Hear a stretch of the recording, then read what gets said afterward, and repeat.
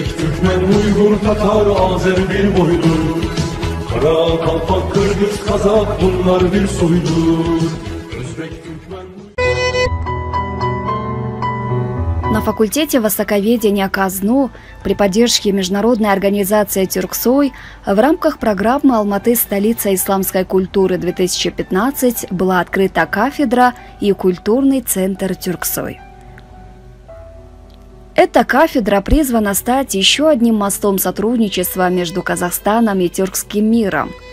Ее деятельность будет способствовать сближению родственных тюркских народов, углублению культурно-гуманитарной и научно-технической интеграции, развитию научно-образовательных связей. Кафедра станет и центром исследований языков тюркских народов, социально-экономических и политических процессов тюркоязычных стран. И в прошлом году на факультете востоковедения КАЗНУ имени Аль-Фараби, открытие которого было приурочено к столетию Азербайджанской Демократической Республики и 95-летию общенационального лидера Гейдара Алиева, Азербайджанского научно-образовательного центра. Как отметил посол Азербайджана Рашад Мамадов, что культура и корни тюркских народов – это единая цепь, связывающая наши народы. В рамках этого центра особое внимание уделяется изучению истории, культуры, тюркских языков и литературы.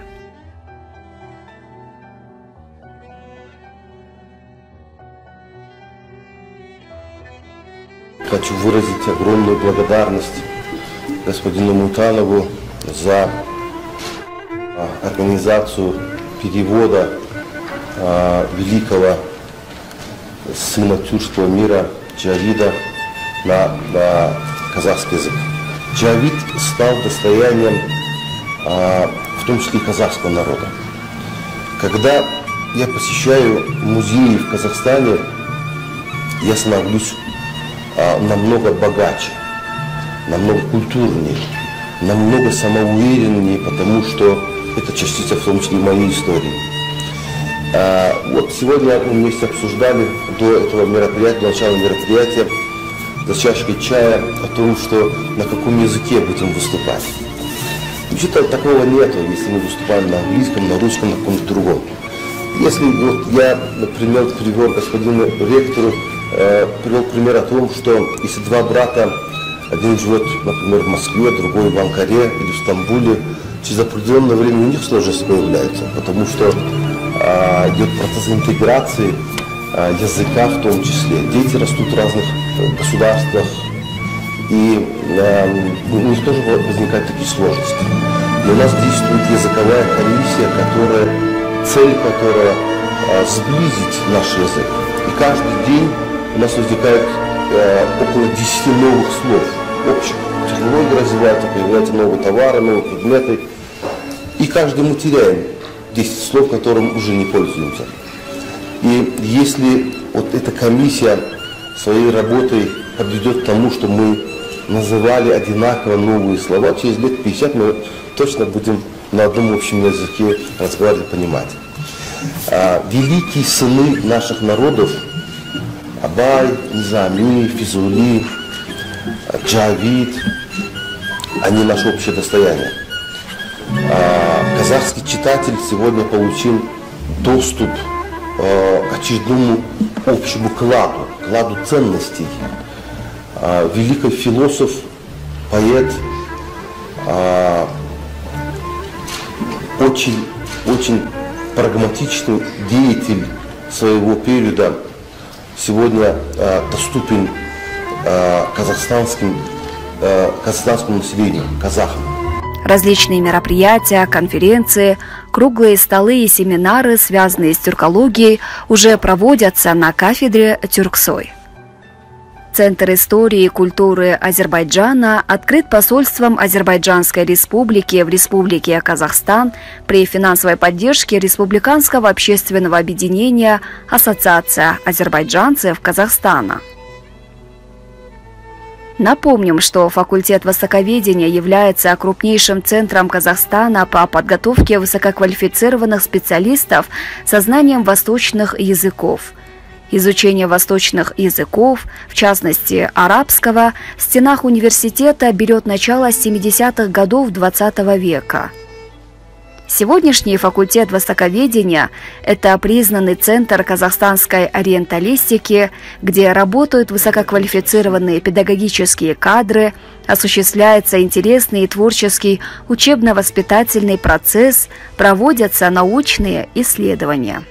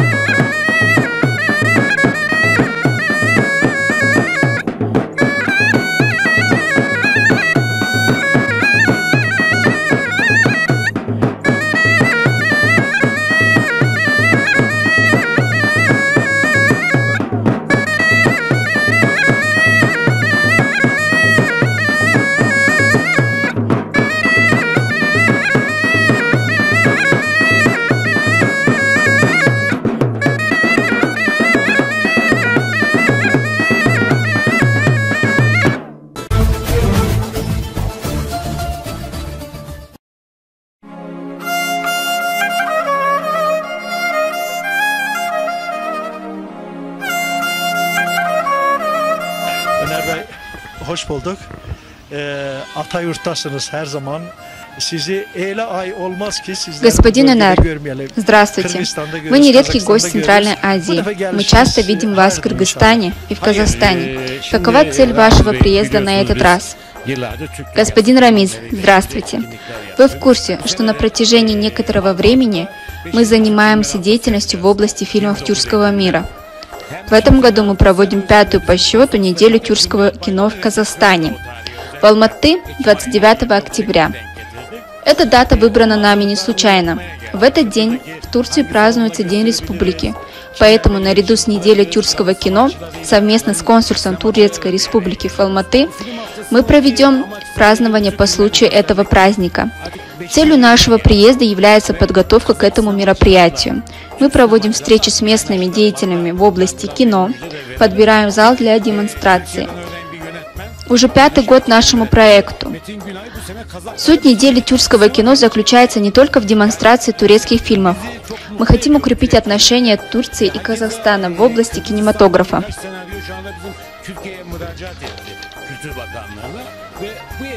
Хочу с вами поделиться хорошей новостью. Знаменитый турецкий режиссер, снимавший Дирилиш Эртугрул, Метин Гюнай, в этом году снимет фильм для казахстанцев.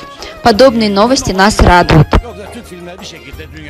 Поэтому мы начинаем подготовку к мероприятию заранее и даем ее широкой огласке, чтобы у местных режиссеров была возможность предоставить готовые проекты нашим продюсерам.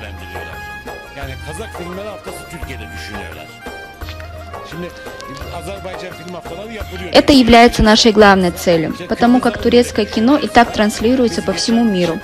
Буквально вчера у нас был разговор с казахстанским режиссером о том, чтобы провести неделю казахского кино в Турции. Сейчас они работают над проектом. На данный момент в Турции проводится неделя азербайджанского кино. Казахстанцы подумывают о проведении подобного мероприятия тоже.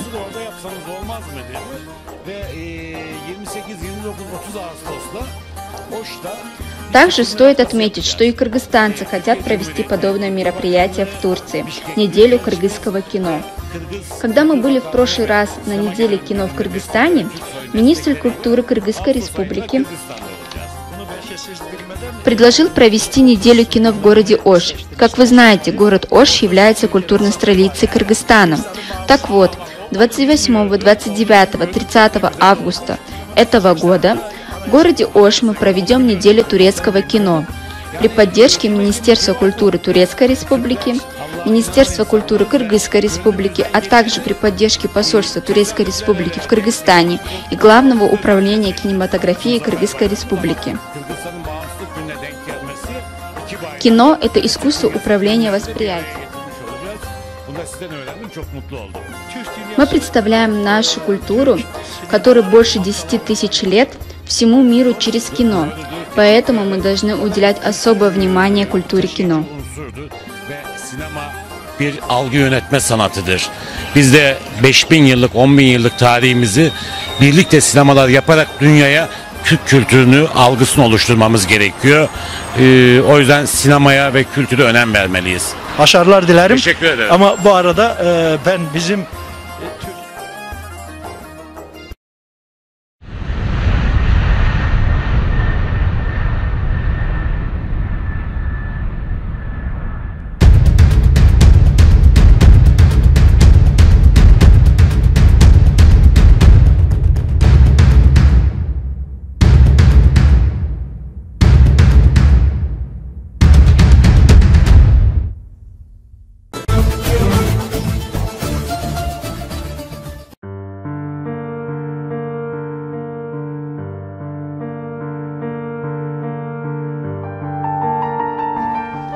Не только внешность рисует образ человека, но и его голос.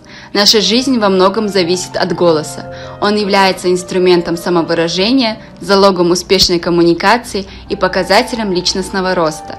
Осман Татамиров – замечательный бархатный баритон, ведущий солист Государственного академического театра оперы и балета имени Абая, имеет огромный репертуар песен на русском, казахском, английском и итальянском языках. ничто не предвещало моей творческой вообще судьбы. Родился я в обычной семье в городе Чимкент на тот момент, сейчас он называется Шымкент. В городе Чимкент родился в многодетной семье, у нас было 5 сыновей в семье. Учился в обычной советской школе, школа номер 40 имени Героев Краснодона. Вот так вот. И потом где-то в классе 9 меня, как и многих, наверное, юношей в то время, в таком возрасте, как бы потянуло на гитару, петь песни под гитару. Вот во дворе мы уже собирались, юноши, девушки присутствовали, девочки, одноклассницы, может быть, и мы все, причем не я один, мы как будто все ребята, многие одноклассники начали пробовать на гитаре петь. Ну и у меня как-то это дело пошло дальше. Начало проявляться. Ну вот никто как бы меня и не замечал. Я вот учился в школе, а потом и вот такой, можно так сказать, в школе уже мы начали на концертах с друзьями выступать, просто под гитару петь. Абсолютно никаких у меня там сверхъестественных музыкальных способностей я еще, может быть, не проявлял. Вот так вот. Но потом в дальнейшем уже были какие-то концерты, я выступал, потом уже сам один выступал, то есть сначала с друзьями, потом один выступал, потом после школы вот, был даже какой-то, я помню, я учился 1 год в профтехшколе, и там был конкурс областной, и я 3-е место. Творчество. Конкурс творчества. Это профтехшкола была, там не связанная с музыкой. Там я учился на художника-реставратора памятников деревянного зодчества уже после 11 классов. 1 год так получилось, учился я. И вот там под гитару пел песню уже в большом зале. И мне 3-е место дали. И какую же песню пели? Как назывался? Честно, не вспомню даже, какую песню. И слова даже не вспомню. Это было очень давно. Это было где-то в 2000 примерно году.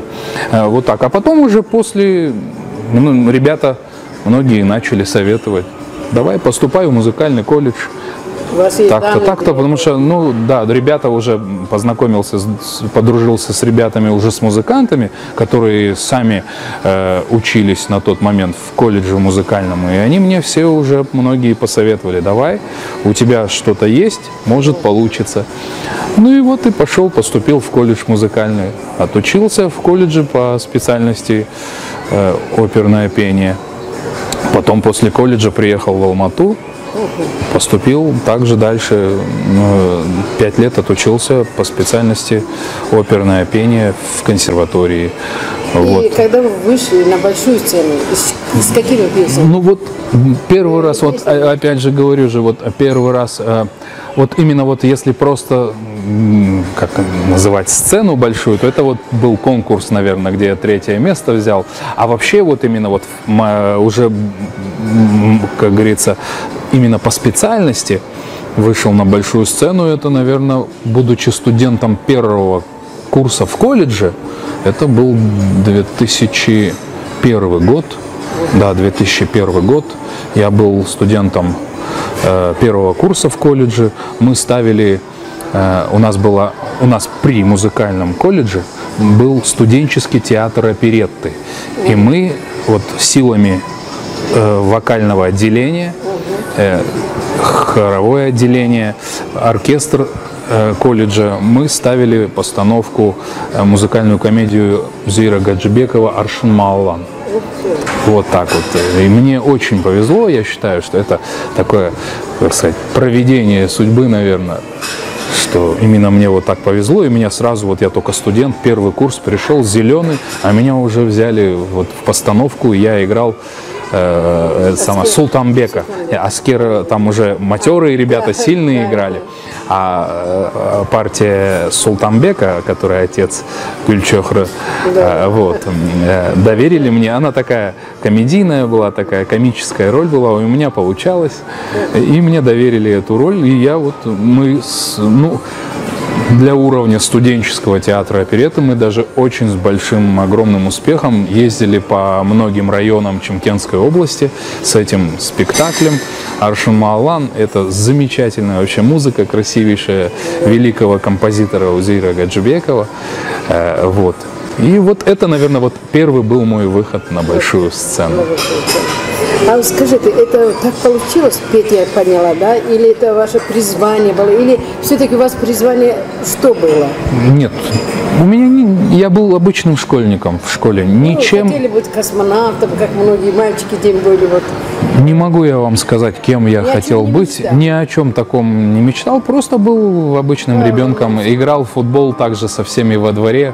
Увлекались мы, там, я не знаю, какие-то у нас увлечения были, наверное. Мы шахматы с ребятами играли.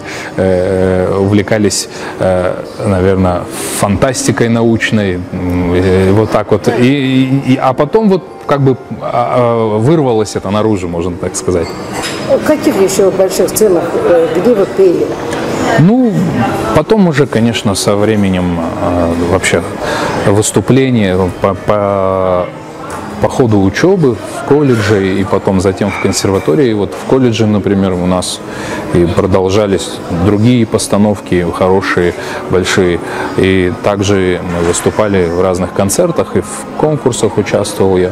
Потом, закончив консерваторию, я сразу после консерватории пошел в театр оперный «Гатоп имени Абая», Алматинский театр оперный. Меня приняли в стажерскую группу, и уже там непосредственно по специальности, как профессиональный исполнитель, я стал уже работать в театре. Первый мой спектакль был Гаэтано Доницетти «Любовный напиток». Я там исполнил партию Белькоры. Вот так. Ну и вот так потом уже были постановки разные, поездки, гастроли и во многих странах. И были выступления и в Берлине, и в Вене. Берлин, Германия, Вена, вот Австрия, Париж, Франция, Рим, Италия, Греция, Дубай, Москва, Минск, Белоруссия, Китай, у нас было турне по Китаю. В общем, выступали перед многими народами. Помимо оперных и классических произведений, также исполняет песни из репертуара Антонова, Хиль и Магомаева. Перед многими людьми. Что у вас было в репертуаре? Что в репертуаре, ну, на концерты мы исполняли такие, как говорится, популярные классические арии, будь то куплеты Эскамилио, ария Фигаро Россини, куплеты Эскамилио Бизе из оперы «Кармен». Вот казахские народные песни пели. Вот. А непосредственно уже работая в театре, у меня уже был потихоньку набирал я репертуар классического оперного певца. Это и вот первый спектакль мой Белькоры Доницетти. Потом и вот пел я и Штрауса «Летучая мышь», партию Орловского исполнял, и Фалька исполнял, там, например, Вагнер, Вольфрам, Верди, несколько опер исполнял, будь то в Риголетто участвовал, пел Рената в Бал-маскараде. Ну, в общем, много классических таких вот популярных опер. Да, и до сих пор продолжаю, работаю над репертуаром потихонечку. Вот недавно у нас была премьера. Осман, я вас перерву, пожалуйста, чтобы зрителям не было скучно. Я думаю, что вы попробуйте немножко для наших зрителей, чтобы они послушали ваш голос. Такое старинная итальянская есть ария, барочная, называется «Come raggio di sol». Come raggio di sol mi mite sereno, come raggio di sole mite sereno, sopra placidi flutti si riposa, mentre del mare nel profondo seno sta la tempesta a sposa. Вот такой маленький фрагментик. Вот. Ну и помимо оперы я очень сильно люблю популярные ретро-песни, которые звучали, были написаны в 40-х, 50-х годах. Очень люблю творчество Рашида Бейбутова. Вот, и это произведение мне очень нравится. И я думаю, всем все тоже любят. Да, вот поколение ваше, я думаю, им будет приятно услышать эти строки. Воды Арыка бегут, как живые, переливая, журча и звеня. Возле Арыка я помню впервые глянули эти глаза на меня. В небе блещут звезды золотые, ярче звезд очей твоих краса. Только у любимой могут быть такие необыкновенные глаза. Только у любимой могут быть такие необыкновенные глаза. Вот такая прекрасная песня. Вы еще как-то напоминаешь, что вы еще на казахском пели? Да, конечно, мы работаем в оперном театре. Я работаю в Казахстане обязательно, мы поем казахские оперы. И тем более у нас, вот я хочу, наверное, пару строк спою произведения великого композитора казахского Абая Кунанбаева. Тем более наш театр носит имя этого великого человека. И я думаю, эти строки очень-очень всем известны, не только в Казахстане, а во всем мире. Это одно из величайших произведений. Песня называется «Көзің қарасы». Көзімнің қарасы, көңілімнің санасы, бітпейді іштегі ғашықтың шарасы, бітпейді іштегі ғашықтың шарасы. Вот такие маленький отрывочек из этого произведения. Схожесть их голосов позволила Осману иметь второе сценическое имя Магомаев. Осман благородный, артистичный, харизматичный певец. Осман Татамиров, лауреат фонда первого президента Казахстана. Он любимец любой публики, и взрослых ценителей оперы, и молодых людей с тонким музыкальным вкусом. Вернемся к вашей семье. Я, насколько поняла, у вас интернациональный семья. Да. У меня мама русская, отец турок, ахска. У вас 5 братьев, скажите? Да, нас 5 братьев в семье. А чем они занимаются? Они, работают кроме... Нет, абсолютно. И в моей семье родители тоже не музыкальные. Я не знаю, каким образом. Мама говорила, что просто любила петь, когда еще до того, как я родился. Вот вы так слышали, вот. наверное, маму. Да, но я, если честно, может быть, услышал, если и слышал, то, наверное, в утробе матери. Да. Я не знаю, вот так вот, чтобы кто-то пел прямо явно, вот у нас такого не было никогда.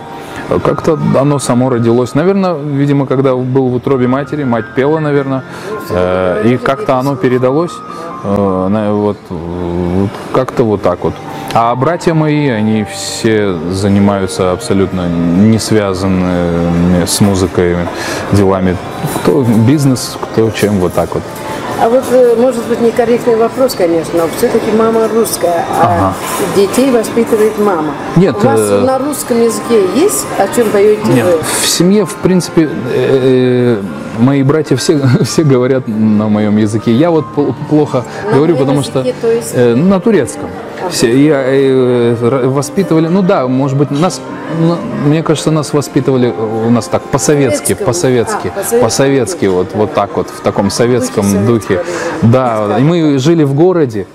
Ну, у нас, я считаю, хорошо, у нас была очень такая интернациональная компания во дворе, очень много ребят разных национальностей было, и мы все очень жили дружно, и у меня до сих пор друзья, вот все друзья разных национальностей. У вас в семье дети свои есть? У меня? Да. Да, есть. Сколько? 3. Они по стопам отца идут или как? Пока они просто дети. У меня мы пока детей? 3 детей. Девочки, мальчики, у вас как? Дочь, сын, дочь. Когда вы поете, они внимательно слушают или просто Нет. так? Это отец поет? Нет, они слушают, и они сами тоже со мной поют. Я им под гитару играю, они поют. Мы иногда так. Семейный ансамбль. Да, можно, но нет, ансамбль это будет высоко сказано. Это просто так вот мы балуемся дома. И они так иногда поют, я им подыгрываю. Но я пока детей, мы пока, как сказать, не втягиваем, не заставляем что-то делать. Они пока, да, они выберут, придут. Если это есть в душе, внутри, это прорвется наружу, я думаю, обязательно.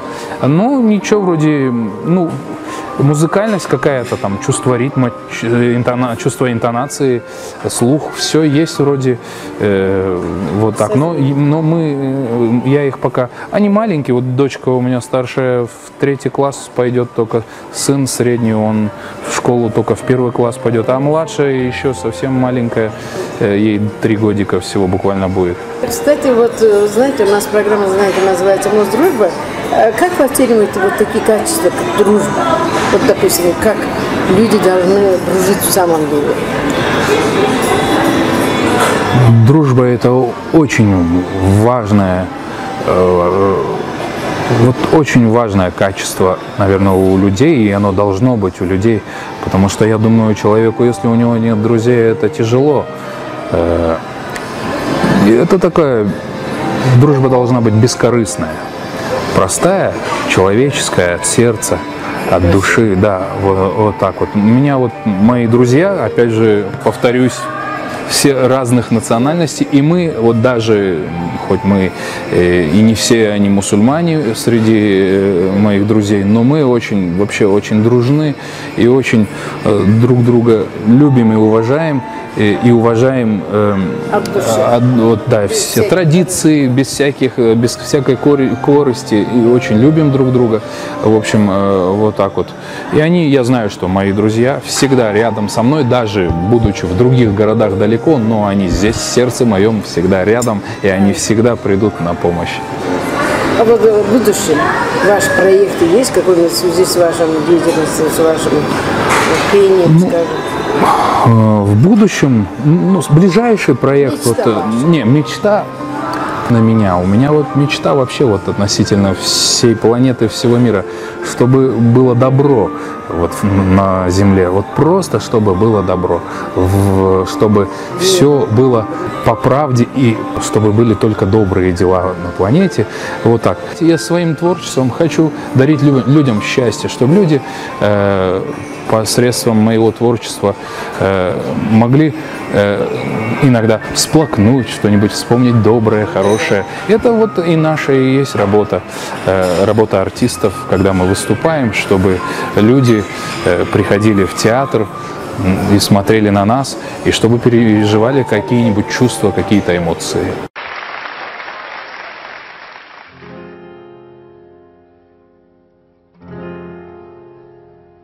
По проселочной дороге шел я молча, и была она пуста и длинна. Только грянули гармошки, что есть мочи, и руками развела тишина.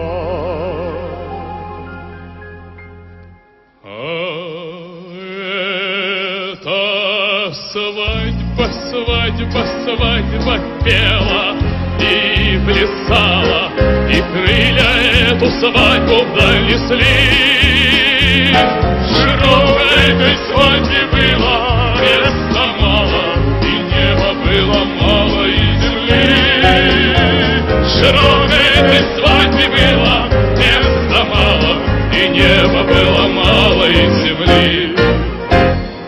Под разливы деревенского оркестра увивался ветерок западной.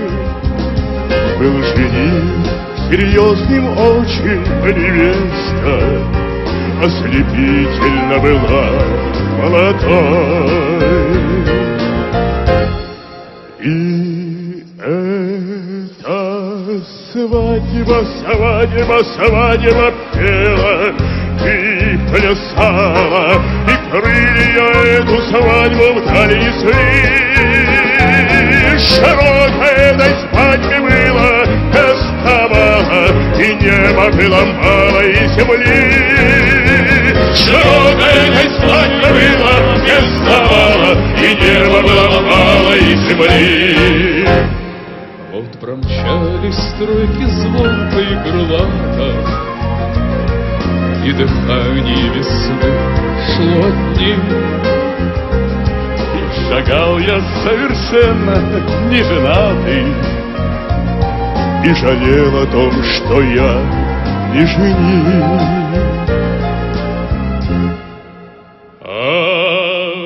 Где-то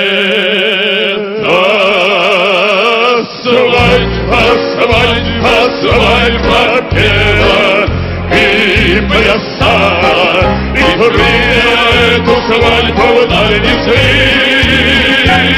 Широкой этой свадьбе было места мало, и неба было мало, и земли. Широкой этой свадьбе было места мало, и неба было мало, и земли. Широкой этой свадьбе было места мало, и неба было мало, и земли. Широкой этой свадьбе было места мало, и неба было мало, и земли.